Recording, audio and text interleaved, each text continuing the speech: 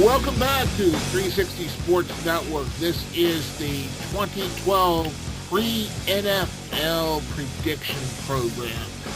Who's going to win what division? Who's going to be the wild card? And who's going to win the Super Bowl? All these will be addressed by our fearless trio of James Dotson, Alex Delaverson, and yes, myself, the mad scientist, Greg Bichero. Gentlemen, how are you out there tonight? Doing well. It's football league. The season's beginning tomorrow with the rest of the games beginning in just a few days. It's NFL football time, baby. Oh yeah, it's the most wonderful time of the year. Fantasy football starting, and we've got some great games these next few days, and I'm just happy it's back, man. Everything is right with the world. I'm like a pig in slop. Well. Let's stick with the kid in a candy store. I think that's a little bit easier for everybody to relate to. And saltwater glove. we could just throw the analogies out there. Okay, gentlemen, AFC North, since that's right in our own backyard. Dodson, what do you got out there? Yeah, I have Pittsburgh and Baltimore tying atop the division. For Pittsburgh, I think they're going to start out rough with the Todd Haley regime coming in. They're going to bash heads a little bit early, Roethlisberger and Haley, but I think it's going to all calm down. They're going to make a nice run at the end and end up winning the division. Baltimore in second. Keep an eye on that offense. Sometimes it's really great. Sometimes it's very suspect. It all depends on what Flacco shows up. And I think they make the wild card but are just short on winning the division. Keep an eye on Cincinnati, too. You could easily get two wild card teams out of here. I think they end up just short at a 10-6 record. And Cleveland is going to have a very respectable year, 7-9, fighting to get 500, really close to it. But I think Pittsburgh and Baltimore are both playoff bound from the AFC North. Yeah, I don't know about Cleveland competing for a 8-8 record or anything like that. I still think they're going to be the bottom dweller that they usually are. I do have the Steelers winning this division. I do think the Bengals and Ravens, both of those teams will challenge the Steelers for the AFC North title. But I see the Steelers getting a slight edge there. I do like Todd Haley. I do like where the direction of this offense is going. The Bengals, they're just coming back to life. They had a good year last year. I like Dalton. I like Green. The Ravens, they always have a tough defense. This is probably the best division in football, at least in my opinion. So I'll have the Steelers coming out on top, and I'll probably have Cincinnati actually finishing slightly above Baltimore. And, of course, with our pathetic Cleveland Browns finishing last. Wow, bold prediction there. I wish I could bleed black and gold as far as winning the division, but I actually see Baltimore winning the division, coming in at 12-4, followed by Pittsburgh at 11-5, only because of the fact that the Todd Haley era is it's going to be difficult, probably for the first 4 or 5 games. But as Dotson stated, I believe they'll get it together. Cincinnati, I also have as a wild card coming in at 10-6. I believe there's going to be just an intense dogfight between Cincinnati, Pittsburgh, and Baltimore in, I believe, the toughest division, which is why we led off with the AFC North, because it is the black and blue division. And, of course, the Cleveland Brownies coming in at a lowly 6-10. Yeah, Doctor, I don't know why you think the Browns are going to be decent this year. I don't know where that came from. Well, I think a lot is going to be based off Richardson. I think that they have a lot of the pieces. The fact that they can get a solid running game is the one thing that they missed last year. And I think that no matter whether it's Whedon or McCoy who ends up behind center most of the year, I think that they can turn some heads, and I think they could come up with some pretty big wins. Okay, let's move on along to the AFC South. Alex, where do you have the AFC South going in this direction? Well, I do have Houston finishing in first. I have them 11-5, 12-4, around there. I'll put them at 11-5, I guess. I do think the Titans can be tough. I feel like even the last few years they didn't obviously finish where they wanted to, but they got some decent pieces on offense there. If they can get Chris Johnson going and get the passing game to be somewhat decent, they can be pretty effective. It's not like the Jaguars and Colts are going to be challenging those two teams anyway. So I think the Colts will probably finish 2-14, and the Jaguars probably not much better, maybe like 5-11, 4-12, something like that. So I have to go with the Texans. I just think, I'm not saying they're one of the better teams in the NFL. I just think they're the best in that division. So I'm going to go with the Houston Texans. A lot of people are liking the Houston Texans as the AFC representative in the Super Bowl. I'm not sure I'd go that far quite yet, but they definitely are the head of the AFC South. I have them coming in 12-4. I have Tennessee very close behind them, though, 11-5, and probably being the second wild card out of the AFC. I don't agree with the Indianapolis pick, though. I think Andrew Luck has a great year. I think they go 500, 8-8, with Jacksonville finishing up with a 4-12 record in the end.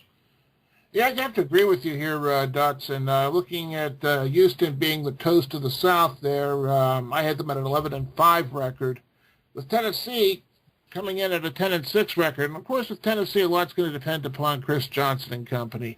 If Chris Johnson gets his act together and Kenny Britt doesn't, drive behind the wheel with a bottle, I think we'll see Tennessee coming in at 10-6. Indianapolis, I see them as a possible wild card contender here at a 9-7 mark. You just have too much talent out there, and Andrew Luck has shown a tremendous amount of poise and intelligence out there behind the center. And when you've got weapons like Donald Brown and Reggie Wayne, granted, Indianapolis' defense is a bit suspect that is. But, you look at this, Indianapolis, I believe, can make a good 9-7 record. And I have them coming in at third place. And then, of course, last place, I've got the Jacksonville Jaguars at a 3-13 mark. Well, here's the only thing I got to argue with Indianapolis. Alex might have the best bet with the 2-14 record. When Peyton Manning was a rookie, he went 3-13 with that team. You think Andrew Luck can do that much better? It's going to be tough. Well, Andrew Luck is actually a better quarterback than Peyton Manning. Whoa. You really are the mad scientist. You're off the rocker, man. At this stage of the game, with equal being equal and like being like, Luck coming into this game as a rookie has more poise and a better understanding of the game than Peyton Manning did. Well, hey, I'll agree he is a smart fella, and I'd like to see what he can do. So maybe he will be correct in the end with this. I drafted prediction. Andrew Luck in our fantasy league, and I do agree with Craig. I think he's going to be a very great quarterback. I just don't know if I put him on the Peyton Manning level just yet. No, I'm not putting him on the Peyton Manning level. I'm stating that. Now listen, just make sure that we're not getting misquoted here. Comparing Peyton Manning's rookie season to the rookie season of Andrew Luck, I believe Andrew Luck is going to have a better rookie season than Peyton Manning because Andrew Luck has a better understanding of the game and has a better poise factor than Peyton Manning at that stage of the game. Andrew Luck is truly a special player who I believe is going to eclipse Peyton Manning down the road. But with like being like, Luck is going to have a better rookie season than Manning. Manning finished with 3,739 yards passing with 26 touchdowns.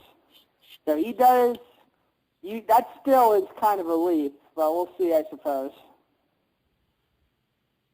Okay, I've never heard this much excitement about a possible third-place finish in my life, but okay. Let's move forward. AFC West. Alex, are you with us? AFC West, I do have the Broncos coming out in that division because I do like Peyton Manning. I think he's on the best team in that division. I like Demaryius Thomas. I like the weapons he has. I just think that altogether they have the best team. And I think the Raiders can be tough. I like Jaron McFadden. I think Carson Palmer will actually come along this year. So we'll give the Raiders right behind the Broncos. I think the Broncos can win the division with a 10-6 record, and the Raiders will be right behind them with a 9-7 record. As far as the Chiefs and Chargers go, I really like Phillip Rivers. I always thought he was a great quarterback, but unfortunately, he's no Peyton Manning, and I think the Chargers can have a decent year too.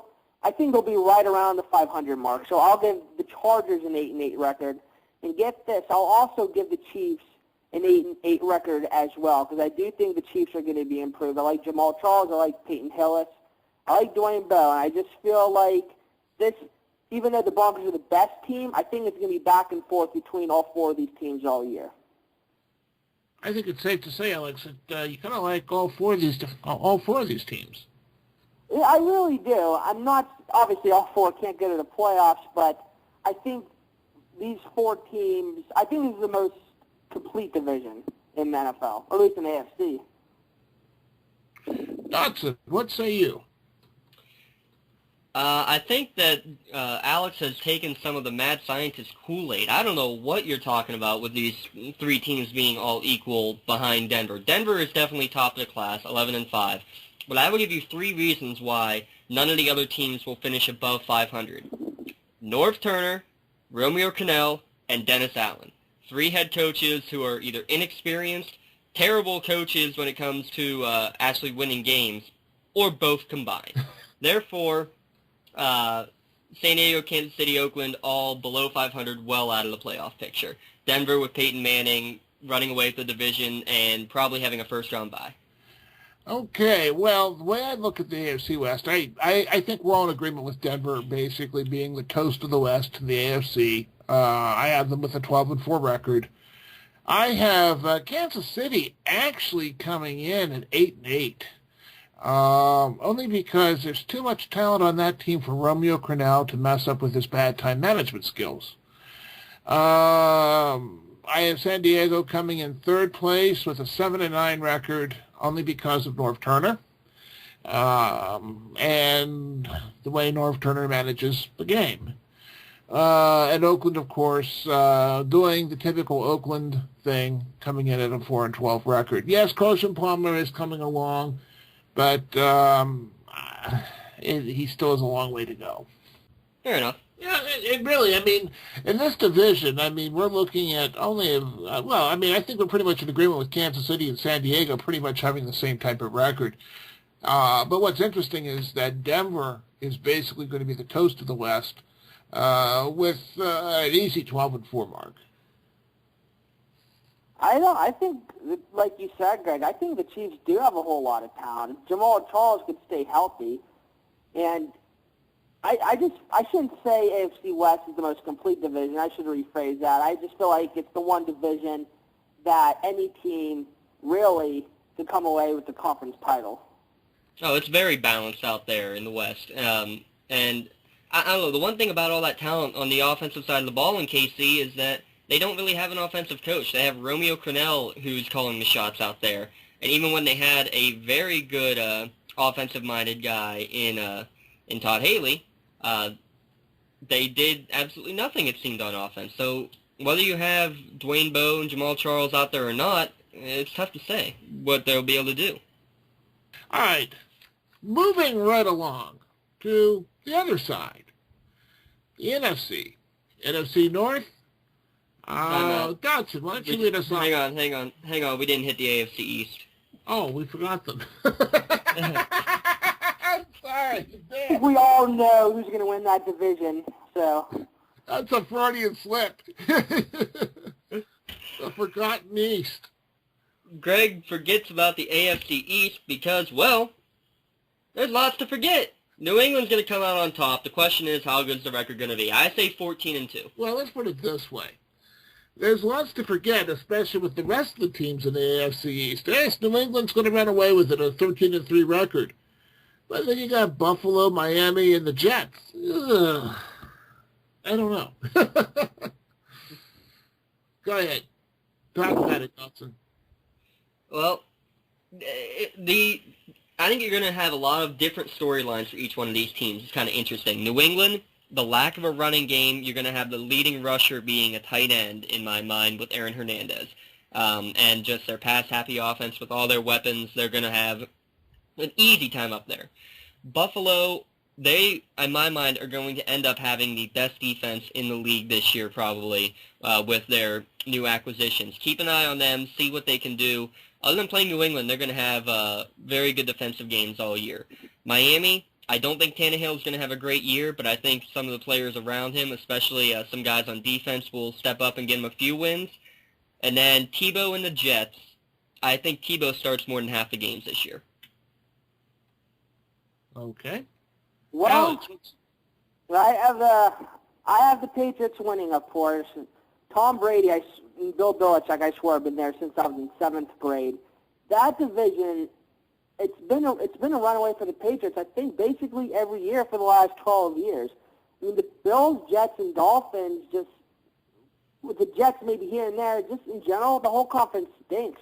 The Dolphins are an embarrassment. The Bills are never good. And as far as Tim Tebow goes, he probably will end up starting half the game. I know, he hasn't been performing well this preseason, but we all know we should never discount Tebow. So I have the Patriots finishing about 12-4. I don't think they'll be the 14-2 monster like usual, but they'll finish 12-4. I have the Jets finishing about 7-9. Bills and Dolphins probably both around 5-11, I'd say.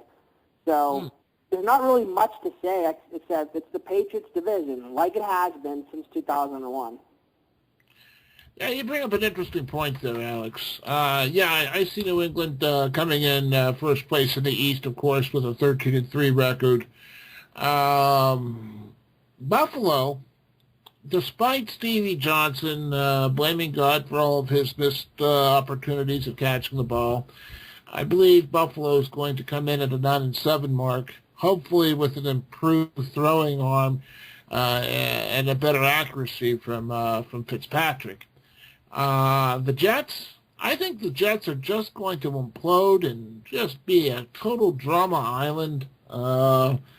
It's going to be an embarrassment for New York City. I see them coming in third place with an 8-8 mark. This is a team that's it's going nowhere fast.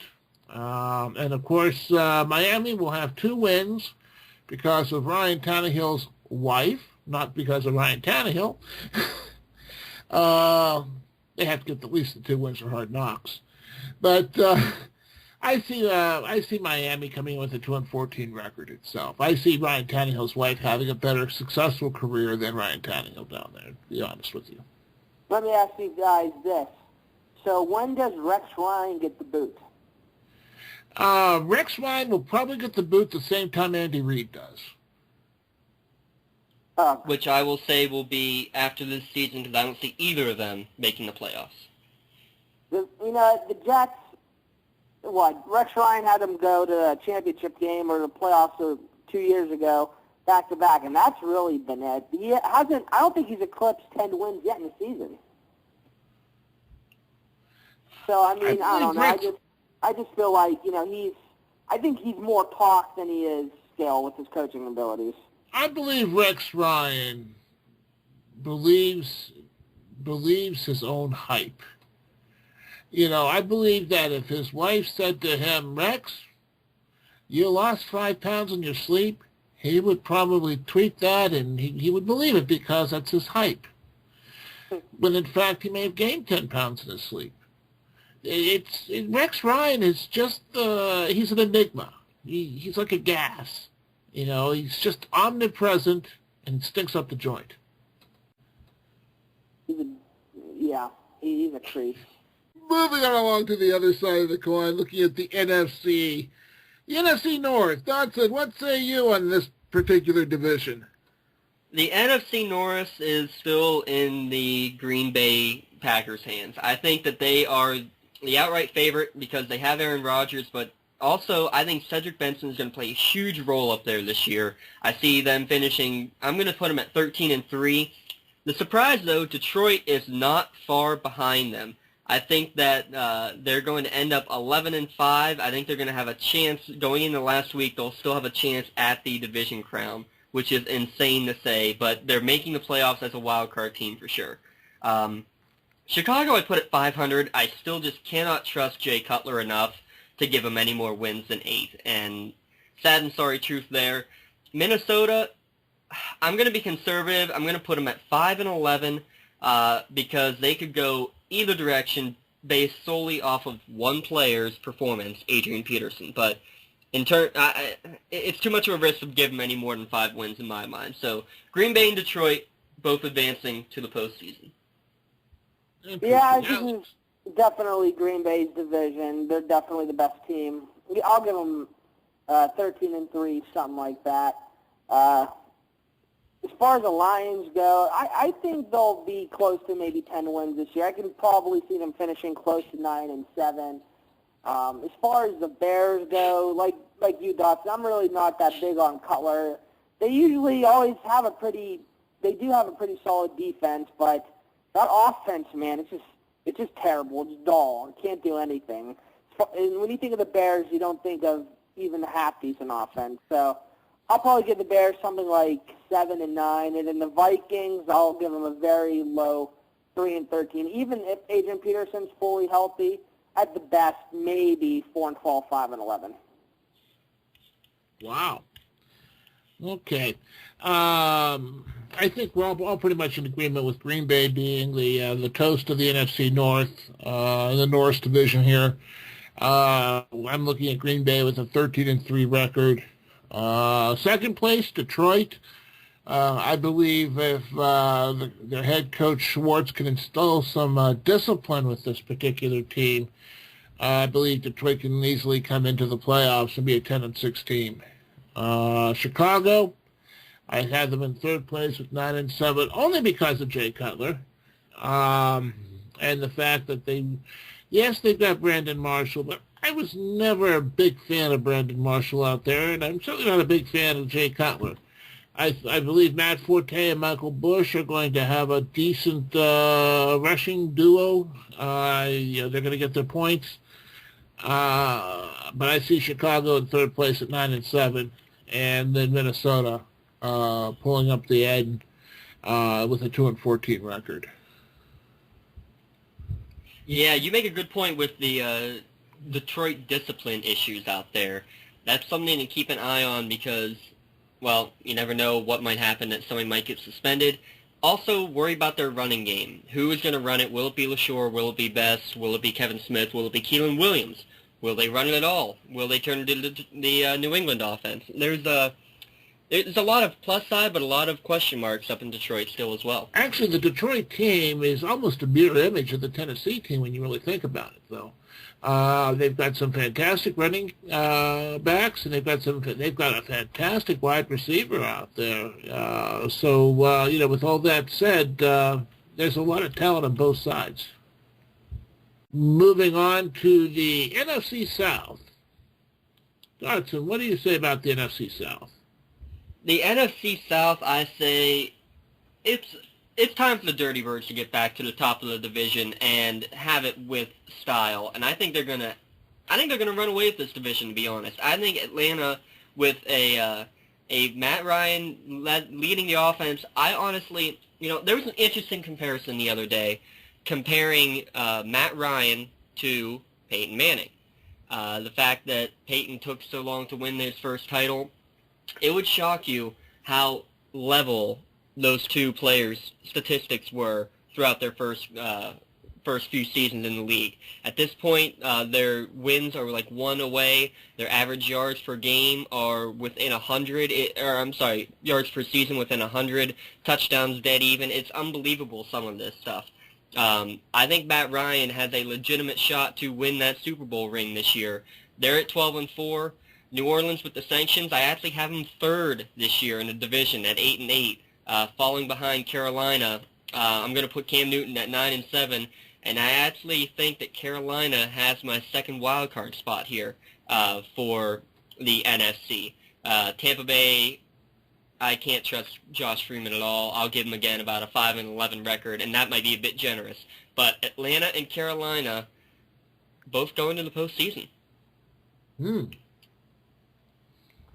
Well, I mean, I do agree with you about the Falcons winning the division, although I'm not so sure how great Matt Ryan's going to be this season. I don't think they necessarily contend for a Super Bowl, but I have the Falcons finishing around 10-6. I honestly think this division isn't too strong, but will be kind of close. I have the Saints going about 9-7. The Panthers will be better because I really, really like Cam Newton. I think he's a great quarterback. Look what he did in his rookie year.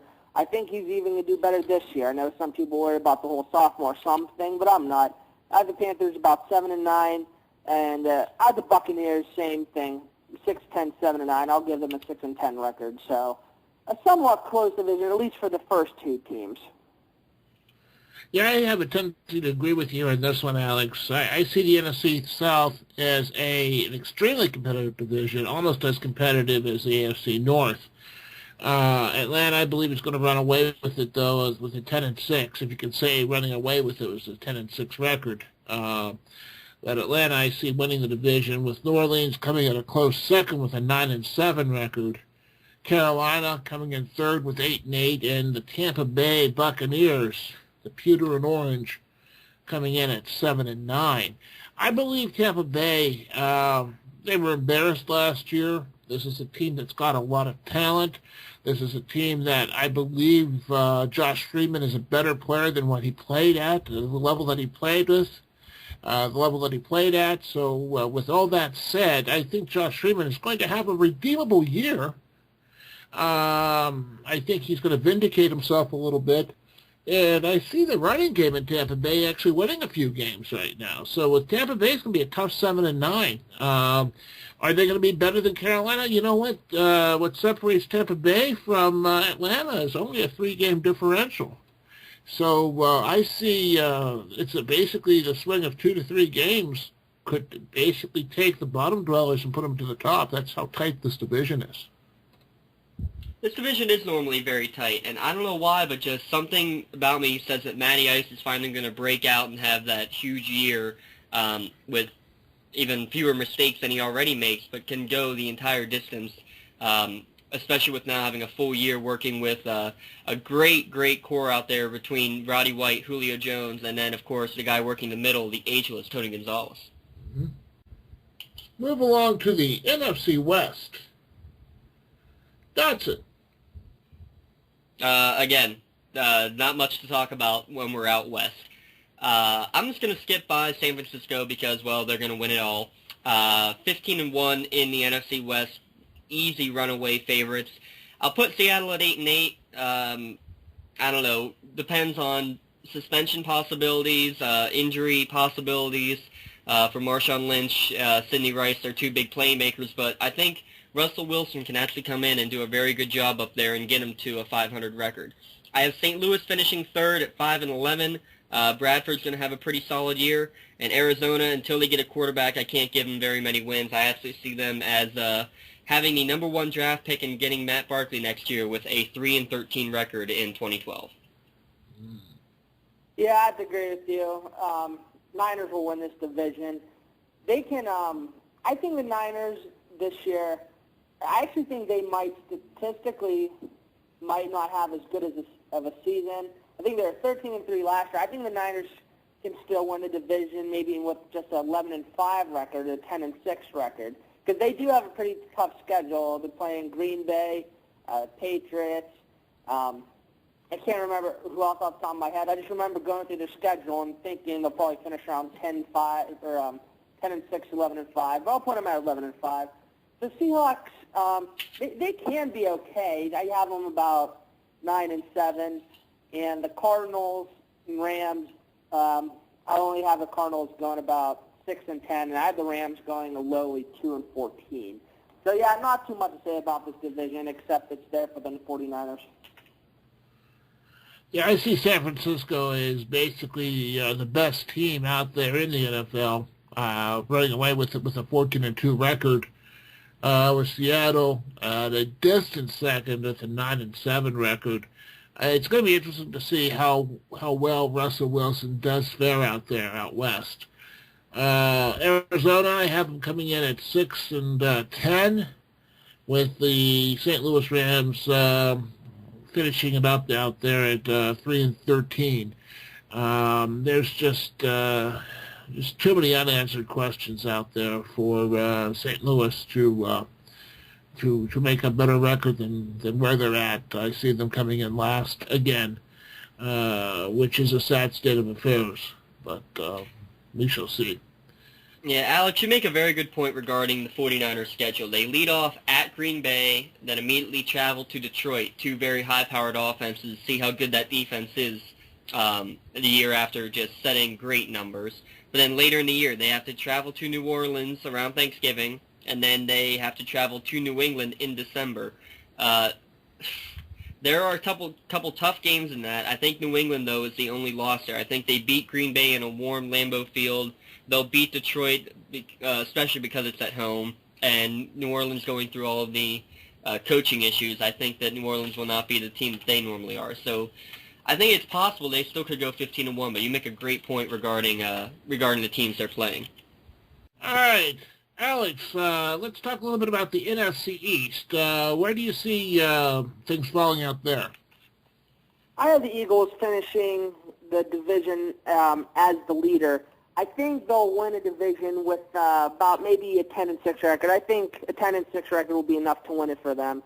I have the Cowboys also finishing at 10-6, but I give the Eagles a slight edge when they're playing this year, only because I really feel like Michael Vick's going to have a great year.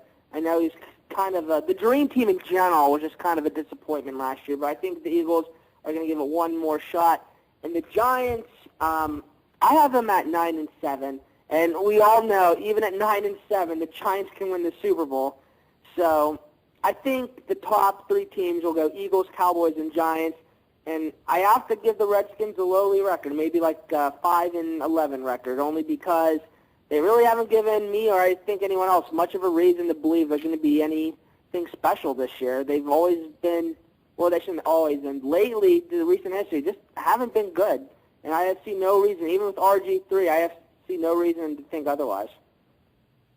Wow. Well, I agree with you, Alex. A 10-6 record will win the division, but it will not be the Philadelphia Eagles.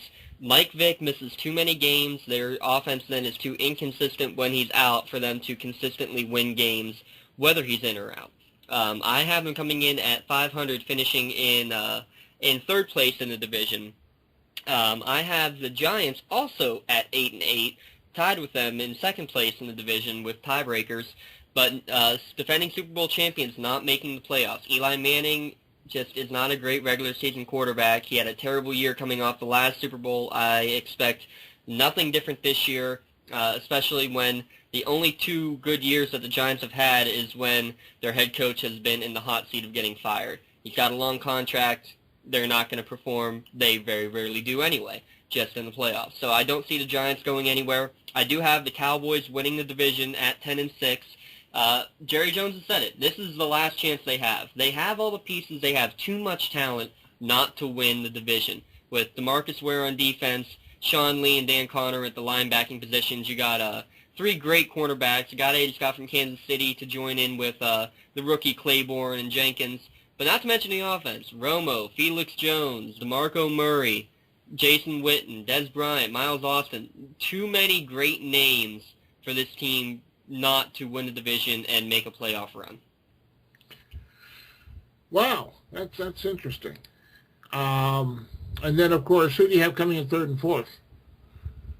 Dallas first, Philly and the Giants tying in second at 8-8, and I do have Washington finishing. I'm going to put them at 7-9. I think Robert Griffin is going to shake things up just enough that they're going to win a few games in the cross division. But this is the most competitive division. Well, it is every year, but definitely in my projections, it's going to be the tightest division from top to bottom.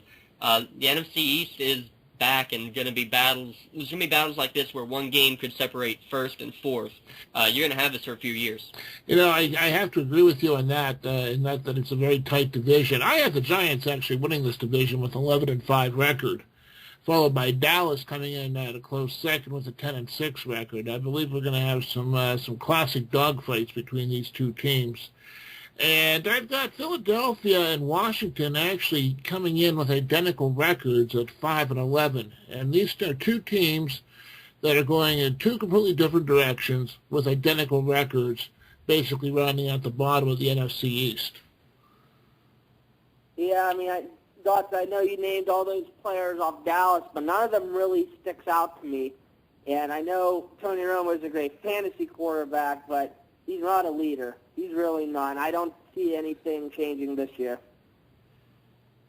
Well, for them to do it, Romo has trouble in December. They need to get a big lead and not have the pressure be all on him going through December. And I think that's very possible. After their opening night game against the Giants, they play Seattle, Tampa, Chicago, throw in a tough game against Baltimore, but then they play Carolina in their next game. They can easily win 4 out of their first 6 and be in prime position. They also have games against Cleveland. Washington should be able to be beaten this year. I think they beat Philly both times. Late games, though, again, in December, they play at Cincinnati, Pittsburgh, New Orleans, at Washington. It's a tough December for them. They need to get the wins early, and I think they can do it. I mean, we'll see. I just feel like, I don't know, I just feel like Dallas, I just think they're a team with great fantasy players. I think if Dallas had more of a leader at quarterback, I honestly think they could have a great team year in and year out. I just feel there's no leadership. I don't trust Tony Romo in the playoffs. Let's say Peyton Manning chose Dallas. Dallas could go to the Super Bowl every year he signed there. I'm going to disagree with that because the one thing that Dallas lacks is an offensive line. Romo is one of the few quarterbacks in the league that can avoid that initial rusher. When anybody gets through against Peyton Manning, it's sack city. So I don't think having a Peyton Manning on a team like Dallas with the current team that they have around them would be able to do anything. I think the fact that Romo is there, he's one of the best guys in the league to be there because he can make that first guy miss in the backfield and then be able to still look down the field the entire time. Some of the plays I've seen him make this preseason have made my jaw drop in the way he avoids the rusher. But even more just makes my jaw drop at how easily a guy gets in there, and that's what makes me nervous about Dallas's chance at going anywhere. So you do trust them in the playoffs? What? You trust them in the playoffs as a quarterback? I would trust Tony Romo in the playoffs as my quarterback. Tony Romo is an intelligent player, extremely. I would say he's a brilliant player when it comes right down to it, if you want to take a look at how he can read defenses. The problem, and Dotson hit the nail right on the head, is that offensive line. And I think an even bigger problem is miscommunication by the management and the coaches. You have a situation, you've had situations over there in Dallas where whose team is it? Who's calling the plays? Is it Jerry Jones calling the plays? Was it Wade Phillips calling the plays? Is it Jason Garrett calling the plays? You have a schizophrenic management structure that the players can only go as far as their leaders are going to take them. If the leaders are going to take them down the toilet, well, Tony Romo's going to lead them there. And the trouble is, everybody starts pointing fingers at the end as Dallas kind of implodes. What Dallas needs to do is to make the decision. Okay, Jerry Jones, the owner of the team, is he going to call the plays, yes or no? If Jerry Jones is not going to call the plays, Jerry Jones does not stand on the sidelines. Jerry Jones stays in the owner's box. The coaches have to coach. The problem with the Dallas Cowboys is the leadership, not from the players, but from the administration. Or stand on the sideline if you must. Stay away from the coaches. Don't even go near the sideline. Jerry Jones should be outside the stadium, hovering in an aircraft somewhere. I'm sorry. I just can't envision Romo as leading your team down the stretch into a playoff game. I just feel like I can't. It's because he's never had the line to be able to give him the support to be able to even make you think that way. So you really think that's just it? Just the line? I think the line is the huge factor of it, and I think that everybody has doubted him since he dropped a hold on an extra point, essentially, in a field goal that would have gave him a playoff win the first year that he ever even played the game. I would say everybody's doubted him on that. Maybe after that first year, and then maybe you can blame Jessica Simpson for some of her antics, and maybe you can blame him for taking off to Rio, Cabo, or whatever during the middle of a playoff season to be with his beloved Jessica Simpson, who he never even married. But all that's all said and done. Okay, I mean that's all in the past. I think the real problem is Jerry Jones and the lack of leadership in the coaching staff. We all think there are three very different reasons, and that's why Dallas is a very tough team to pick to make it anywhere in the playoffs. But why don't we discuss then, real quick, run down through our playoff picks. In the AFC, we all have Pittsburgh, New England, Baltimore, Houston, and Denver making the playoffs. It's figuring out that last wild card team. Greg and I have Tennessee, and Alex has Cincinnati in the AFC playoffs. Who do you guys having as the AFC representative in the Super Bowl? I'm looking at the Denver Broncos myself. I have Alexander? the New England Patriots. They know how to win games. They know how to win the playoffs. Bill Belichick knows how to get it done, but he just can't get it done in the Super Bowl. But I trust the Patriots out of all these AFC teams, the most likely to win the AFC championship. My money was on Houston, but then I sit back and I think Matt Schaub, Arian Foster, Andre Johnson. What do they have in common? They are extremely injury-prone. That's very tough to pick, and that bit them last year. Also, they lost their main defensive guy in Mario Williams. He's gone now. So because of that, I think I have to take Denver to the Super Bowl. I think that Peyton Manning can come right in and get the job done with the talent that's already out there. So we have our AFC. Looking at the NFC, we each have Green Bay, Atlanta, and San Francisco winning the division. In the NFC East, we have three different teams making it, whether it's the Giants, the Cowboys, or the Eagles. Alex, who are your two wildcard teams out of the NFC? I have, from the NFC, I do have Dallas, so you'll be happy to hear that. But I also have Detroit. So I have the Eagles over the Lions and the Falcons over the Cowboys in my wild card round for the NFC. Very good. Greg, your two wildcard teams, it looks like by your records, are going to have to be also Detroit and Dallas. Yeah, most probably. Depending upon what happens in the NFC South now, obviously.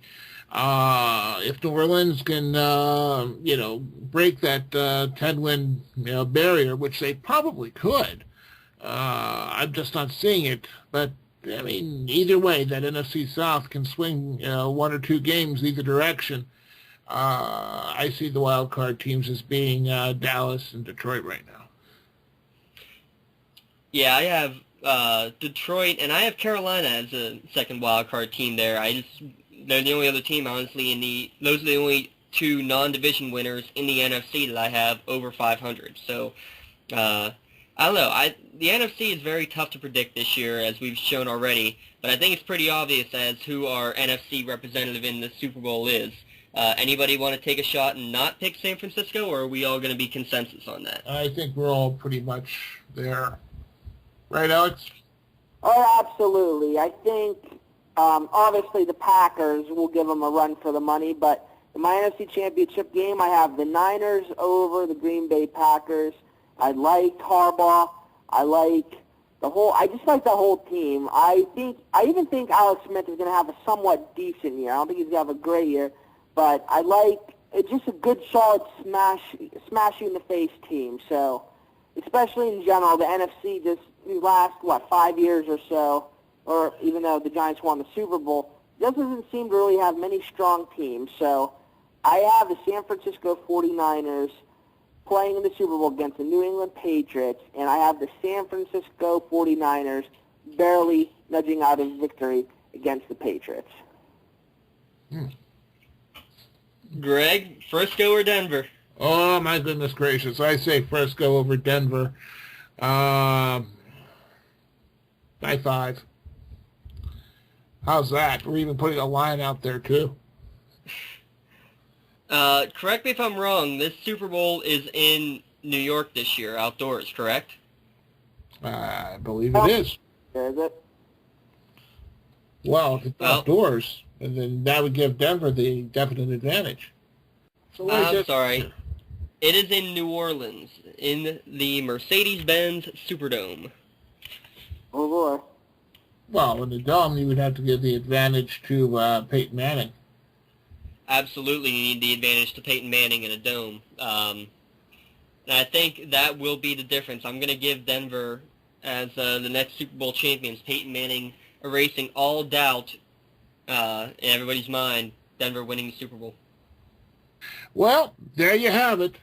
3 expert opinions, 3 expert analysis, 1 winner of a Super Bowl. We'll see what happens. That's why they play the game. For Alex and Dotson, I'm the Mad Scientist. Have a great season.